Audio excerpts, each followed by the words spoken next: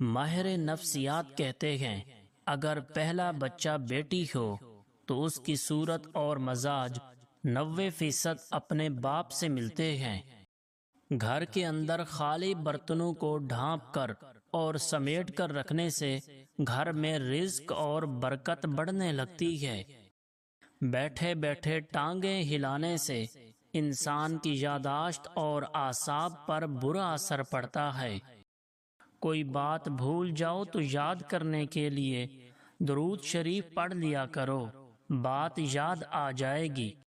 جلدی جلدی نہانے سے انسان کا بدن بہت جلدی بوڑھا ہونے لگتا ہے۔ نہانے کے بعد بدن پر سرسوں کا تیل لگانے سے بدن میں طاقت آتی ہے۔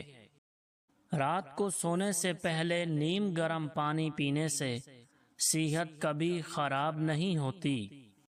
الٹا جوتا پہننے یا غلط سائز کا جوتا استعمال کرنے سے انسان کی کمر کے مہرے ہل جانے کا خدشہ رہتا ہے۔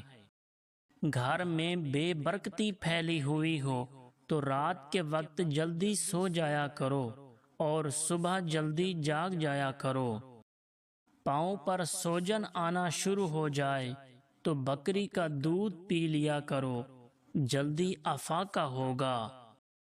گھر میں بلیاں پالنے اور ان کا خیال رکھنے سے گھر میں رحمت آتی ہے اور مصیبت دور ہو جاتی ہے۔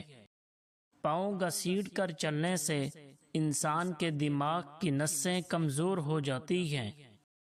زیادہ بولنے سے انسان کے اندر فیصلہ کرنے کی صلاحیت کم ہوتی رہتی ہے۔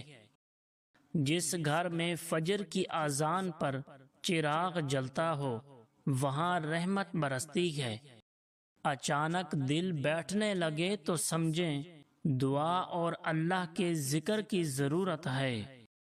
بے وجہ ہنسی آنا دل کی کمزوری کی نشانی ہے۔ جو گھر صاف ستھرا ہو وہاں فرشتوں کی آمد آسان ہوتی ہے۔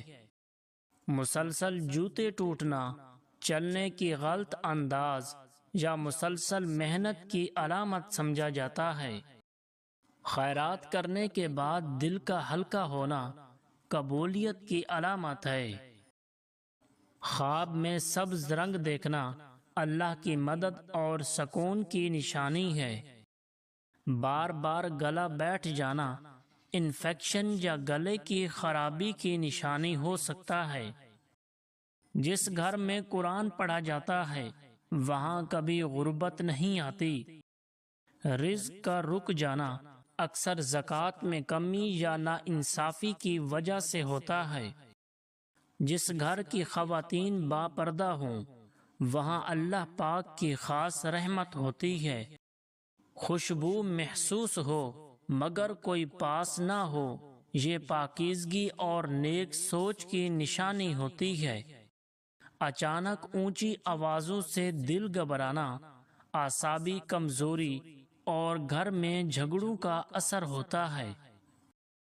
جن گھروں میں اذان دی جاتی ہے وہاں شیطان قیام نہیں کرتا۔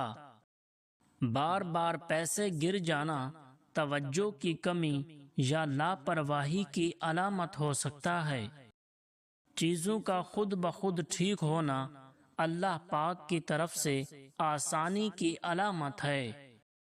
بے وجہ آنسو آ جانا اللہ پاک کی محبت اور دل کی نرمی کی نشانی ہوتی ہے۔